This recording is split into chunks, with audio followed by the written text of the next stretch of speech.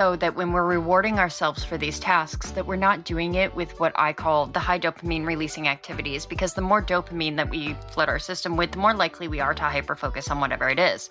With that being said, for a lot of us, it's probably a bad idea to get onto social media or to scroll TikTok, because one video turns into 200 very fucking quickly. Oh, yeah. And to be honest, that's why the Pomodoro Method does not work for me, because I don't know how to not reward myself with high dopamine functions.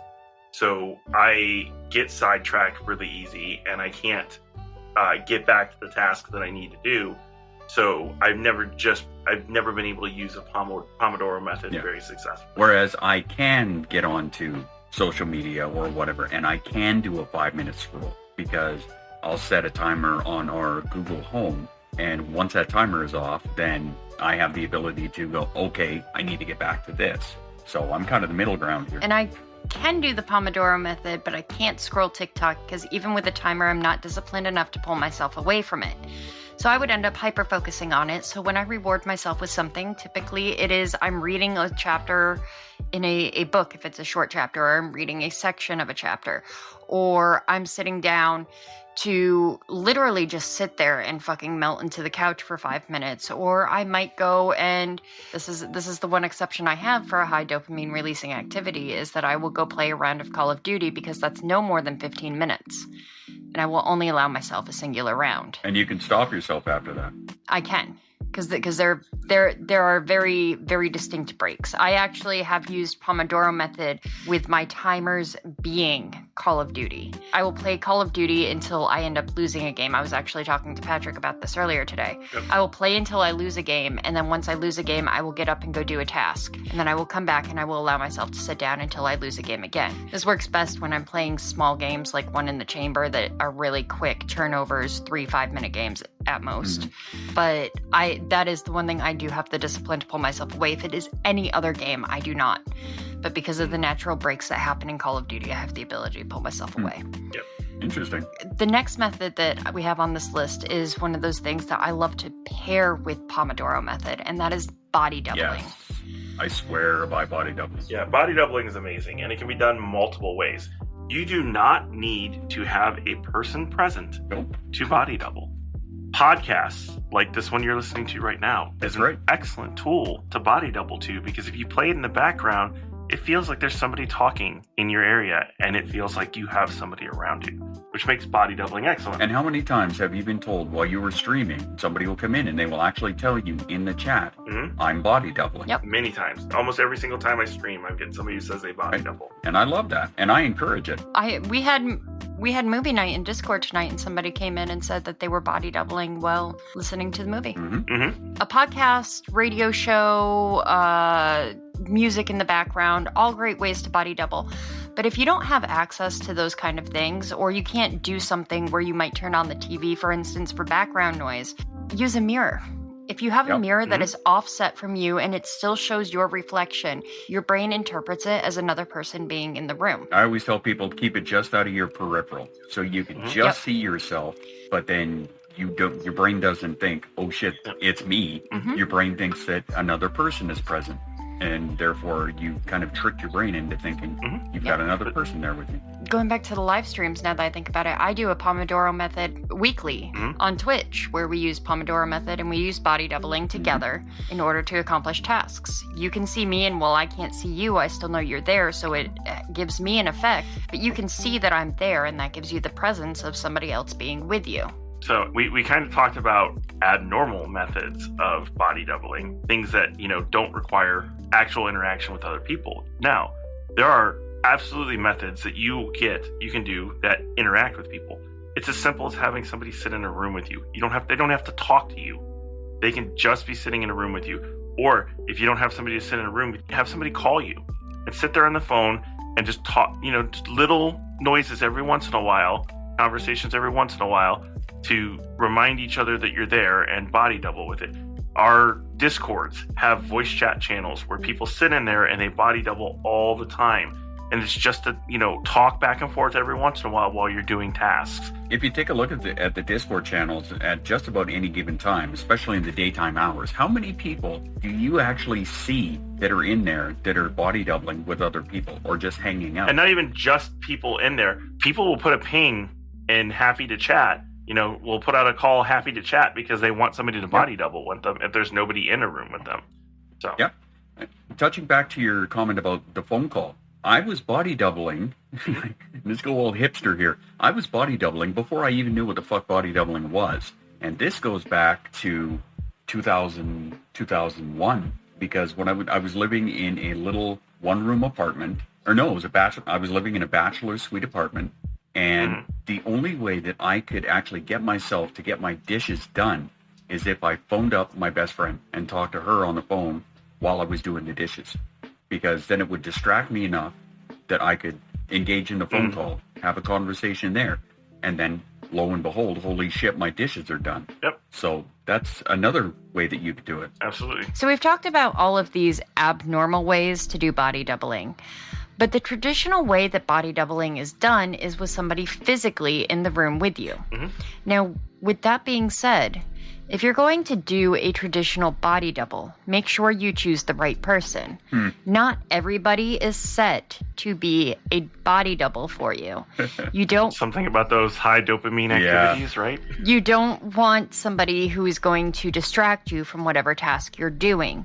Those are not good people. I know plenty of people, myself included, who can't use spouses as a body double because they will be distracting. My husband and I will get on topics of conversation that have to do with home management, and it will derail the actual management of the home. I am a terrible person to in-person body double with for my partners, because Amanda will be doing the dishes or something like that, or Katie will be doing the dishes or something like that in the kitchen, and I will walk in and I am a needy bitch and need attention and distraction.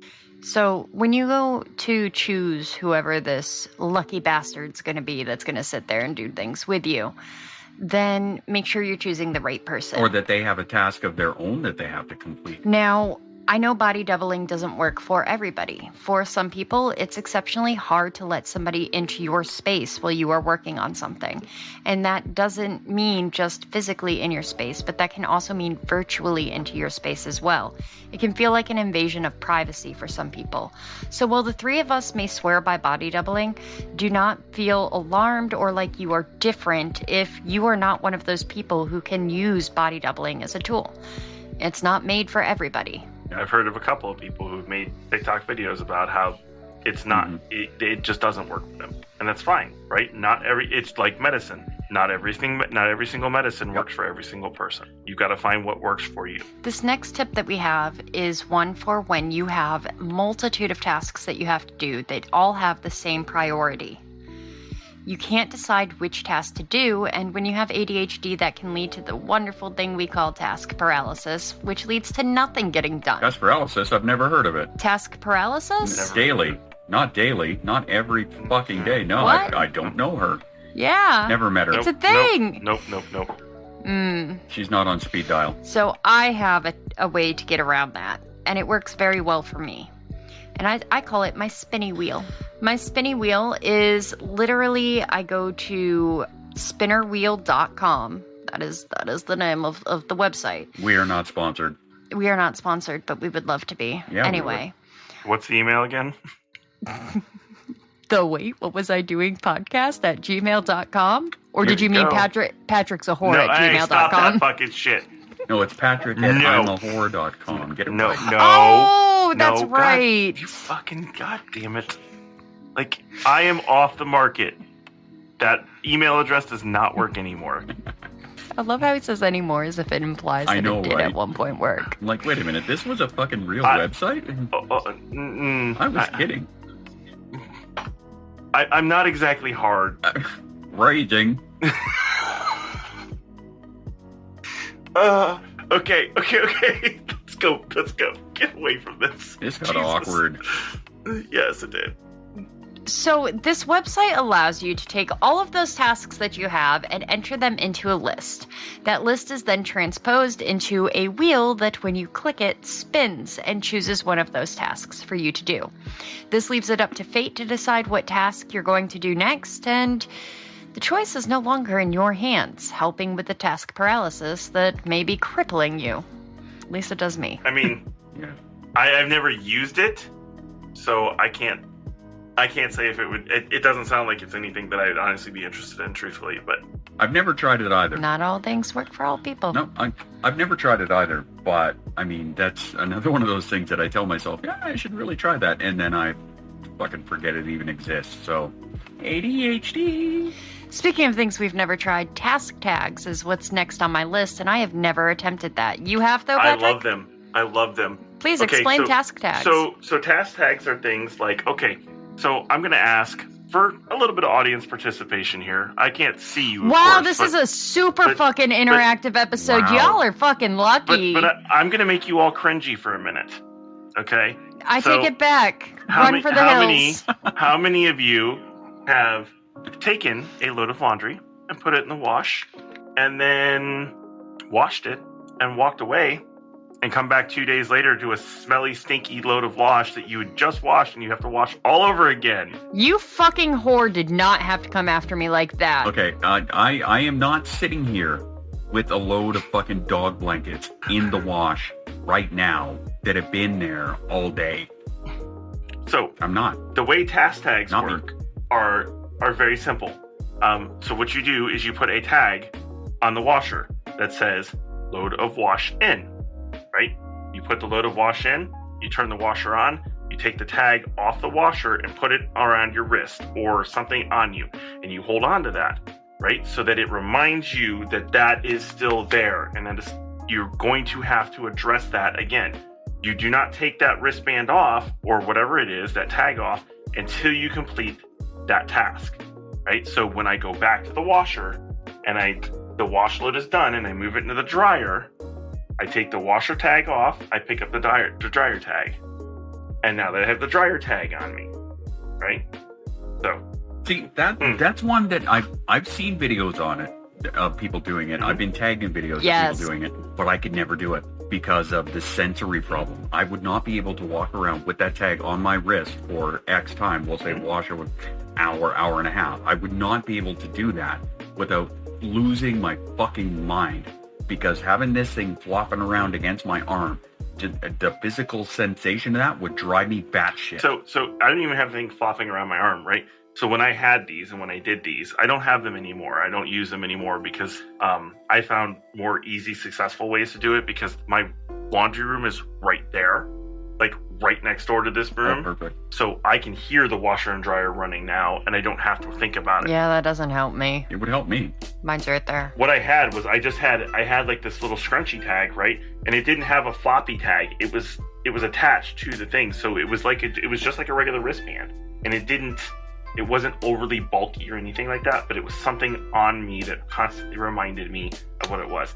And the reason I say tags and things like that is you want a physical, kind of want a physical reminder of it, right? Yeah. Having The Dollar Tree is your friend. Yeah, having an alarm on your phone is not the same, because I just had this discussion with Amanda. Amanda was doing things tonight, and she picked up her phone to look at a list and got distracted by her phone, right? There's a ton of things on your phone to get distracted by as well, not just a timer or anything like that. Let me get this right. Yes. She picked up the phone to check the list and got distracted by the phone. Mm-hmm. Yeah, there's TikTok and Instagram and That's a level of text fourth messages wall and- rabbit hole shit that is just impressive. I do that shit all the time. I do it too. I do it all the time. I pick up my phone to look at the weather, and I'm in TikTok, and I've been in TikTok for 15 Now, minutes. I'm not saying I don't do that. I just wanted to call Amanda out by name. The truth comes out. With the laundry. Now, you say that the laundry room right beside you, it does help you. Lee says it doesn't work. My laundry room is 4 flights of stairs down. Now, if you remember in previous episodes, we have discussed things like hi, Betsy, like shitty knees. And the idea of going down the What about stairs. shitty shoulders? Well, that too. Oh, you should have seen. Fuck, Poor I was Betsy. carrying a load of laundry up the stairs, and I bit it up the stairs. You should see the giant scrape I got on my leg now. But anyway, I digress. But did you dislocate your shoulder pulling canoes upstairs? You dislocated your shoulder doing a TikTok dance. What the fuck are you doing pulling canoes up your shoulder? Ehlers-Danlos syndrome. It's different. I do wanna say though that I'm very proud of Betsy. The fact that I